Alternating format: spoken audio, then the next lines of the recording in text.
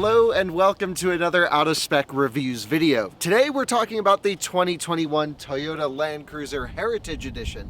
This is a car that commemorates the 64 years of Land Cruiser history. We've had the 2020 in before. If you haven't seen that review, go take a look back. But this is actually the last day we have the car. Typically I do these quick informal reviews of the first day that they're dropped off and talk about what we're going to do during our week with the cars. However, we've just driven this thing like 600-700 miles off-roading, on road, on ice, and definitely want to talk about our experience with it over our week. So this will be an informal review of the Land Cruiser Heritage Edition.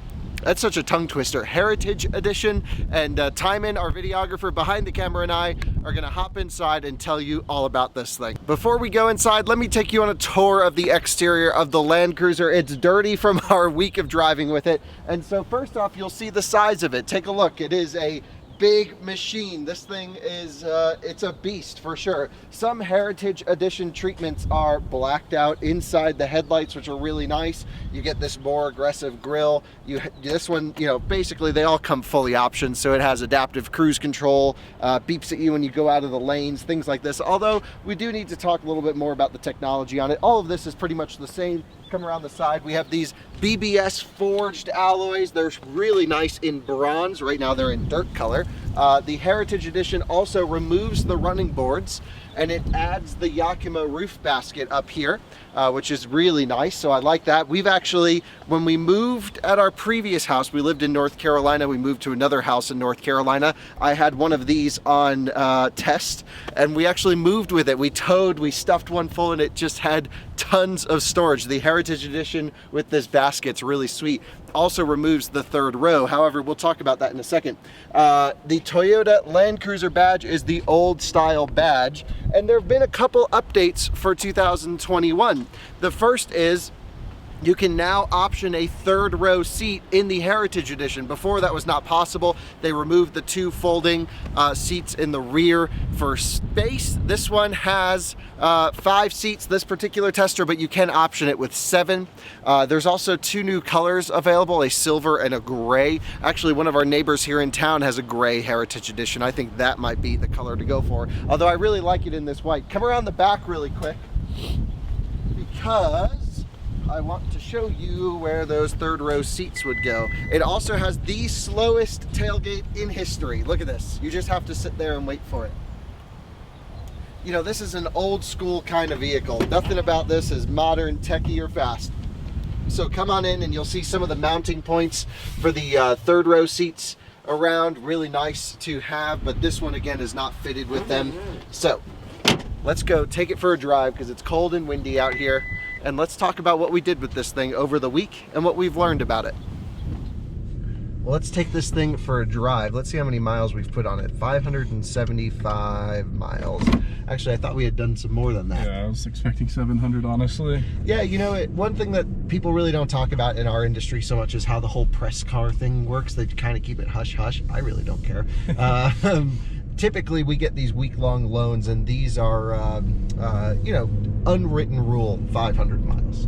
Right. So we always try to just keep, you know, we try to be respectful. We have access to vehicles. It's a huge privilege. We try to be nice to them. And so 500 miles is where I like to limit the cars. Now, some expensive cars like a Rolls Royce, those are like 200 miles, and that's a hard limit. Same with McLaren and some other things as well. You kind of just get your video done and then you get out. However, for this particular situation, Toyota, we have a good relationship with them. They will, I mean, it's an unwritten rule. Anyway, let's talk about the Heritage Edition. This one's the 2021. On the odometer is 2,193 miles. But I bet it would feel the same with 500,000.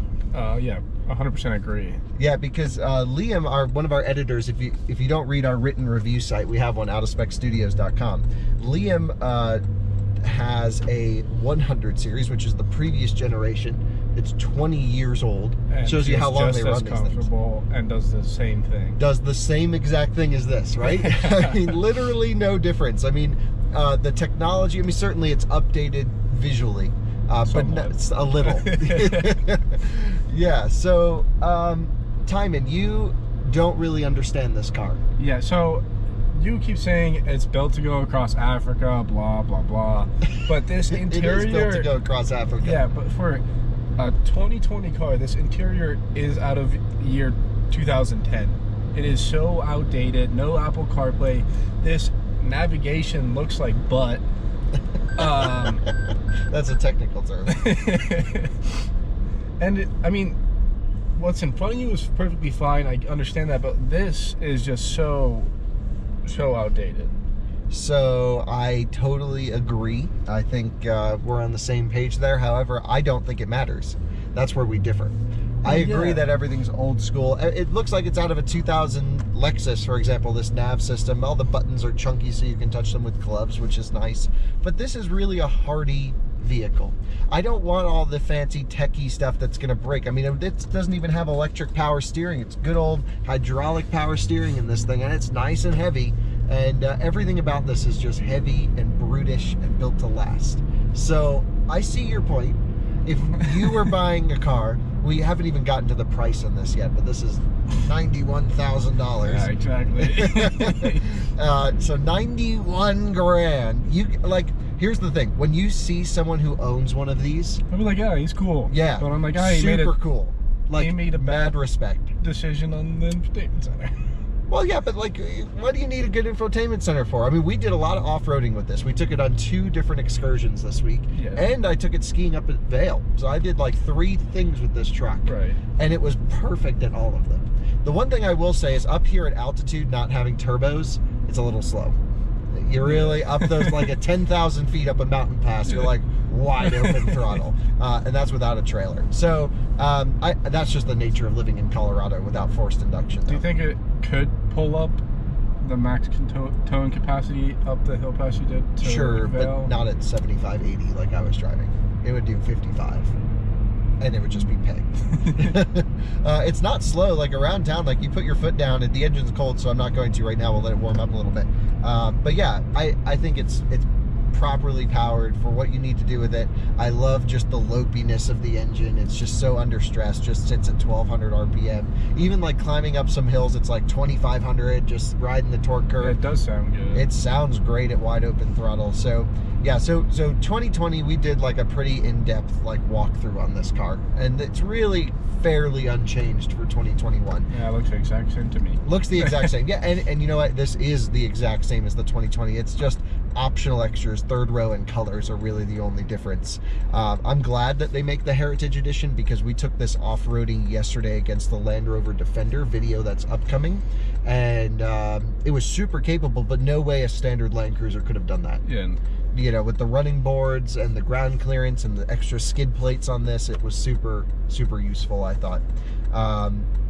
So what have you learned after spending 7 days with the Land Cruiser? Well, for what you say it's supposed to do, it does exactly what it's supposed to do. Yeah, it's just like a brute. That's it. Yeah, not very good fuel economy. Terrible. Actually, let's take a look. I haven't even looked yet, but I can't imagine. Yeah, 12.7 Yeah, it's like the Corvette. since we got it. Yeah, it's just like the Corvette. The Corvette we did 10 in, Yeah, but that was that's also your fault. full throttle the entire time. Yeah, that's your fault. You know, it has some technology, so but it's kind of weird. It has adaptive cruise control, but it only works to 28 miles an hour. If you go below 28, it just shuts off. So it's like braking, braking, braking for the car in front, and then all of a sudden it just starts to coast. It is so weird. I don't get that. Like a 2010 Prius had this. Other Toyota products do stop and go. So they have the technology. Right. I don't really understand that one at all, why that's still a thing. It also lets you know when you hit the lanes by beeping. Yeah, but it doesn't push you back. So that I don't understand either. But I think that has something to do with the rack. Oh, that's the Model Y Flex dude. Yeah, so that guy has like 1.2 million followers on TikTok, which we have a TikTok too. We just started it. We're already at almost 20,000. We'll hit 20,000 today, I think. Sweet. Yeah, that's pretty amazing in 1 week. Yeah, Land Cruiser. What a freaking tank, right? Super cool. It's actually pretty comfortable on the highway as well. Like I sat at this thing 80, 85 miles an hour.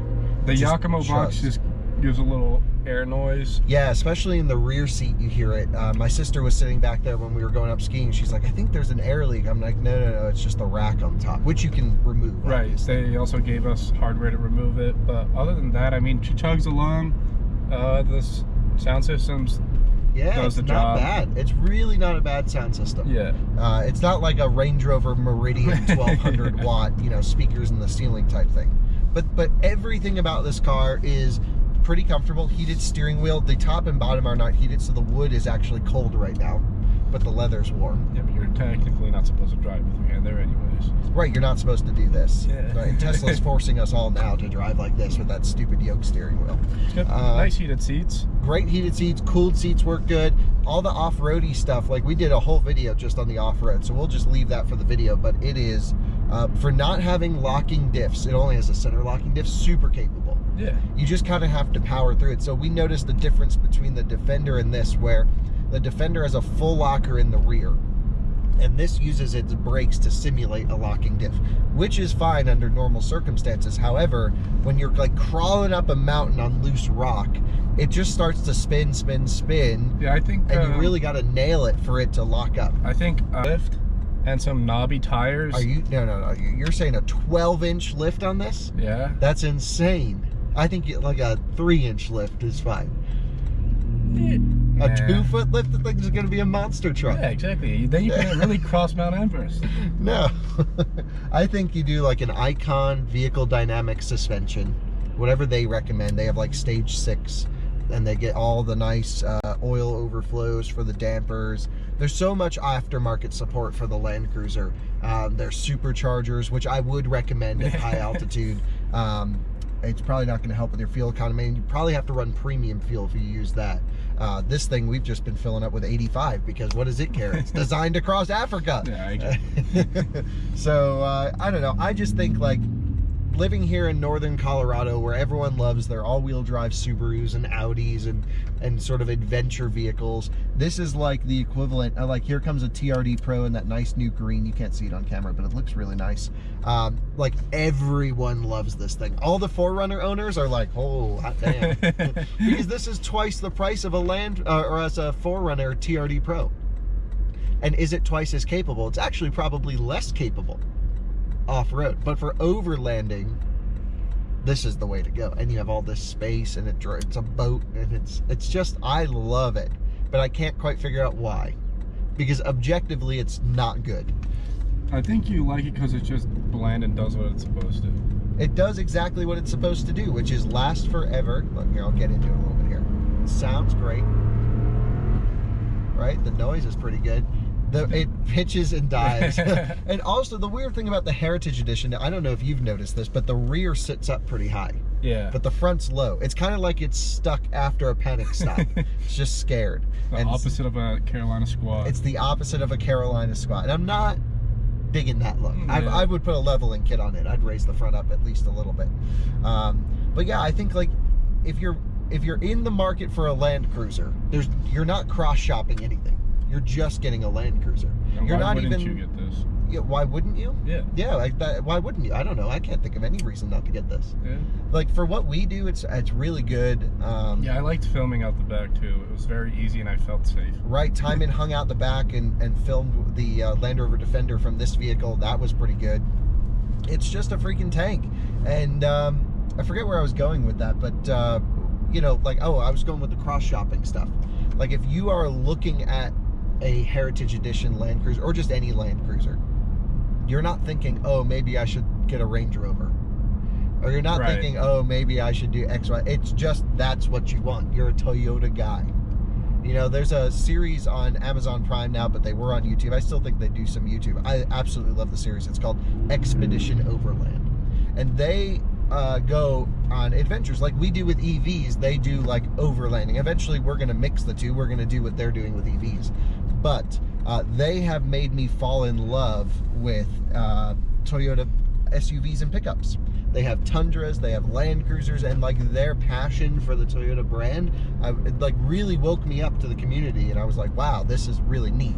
And I think that's what I like about it, is just the following that Toyota builds this thing, first of all. Yeah.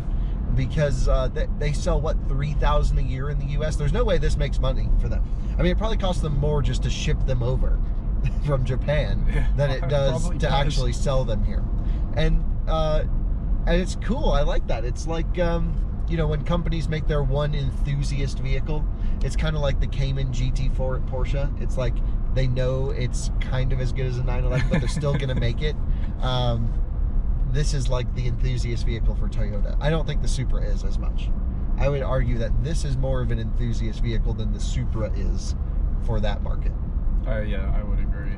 Yeah, so definitely just all around, to me, this is a 10 out of 10 car.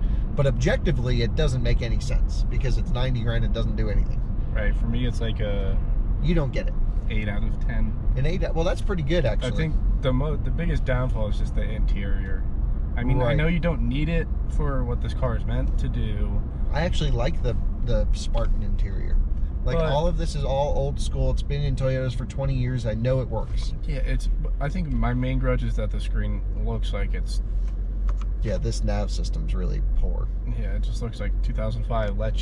We still have it in the back room. Let's throw it in. Yeah. Yeah, but look, all those old Priuses, Prii, still have this same nav system, like the 2 gens ago, the Prius 3. Yeah, or 2. That should say something. Yeah, but they still work. Well, and they're all at 1,000,000 miles now. Yeah. So yeah, definitely will not be surprised at all when one of these hits 1,000,000 miles. Also, mad respect to anyone who buys a Land Cruiser brand new, because that is just like the most baller move, I think. Yeah. Let's put it in power mode. It really doesn't do too much, and let's just go wide open throttle. Just a good old V8. Just a good old V8. That's right. Love it. It sounds amazing too. Yeah, the induction always sounds really good. Yeah, it's good. I mean, for as boring as Toyota usually makes cars, like Camry and other stuff, they're good, but they're not fun. The LC500 sounds incredible. Yes, it does. And this sounds incredible. And of course the Supra sounds good because that's a BMW straight 6. So yeah, there's your quick update on the Land Cruiser. We took it to Vail and back to Fort Collins. We took it off-roading in the northern Colorado mountains and compared it against the 100 series that Liam bought. We'll have that video coming. Actually, I think you just buy the old $4,500 Land Cruiser because they kind of do the same thing. Right. And then we have the Land Cruiser versus Defender, which is a video I was trying to make for a really long time because I love both of these vehicles and they're so different. The Defender is like a tech fest and super new and modern and all terrain response, and this does have some of that, but it's not nearly as good as Land Rover stuff.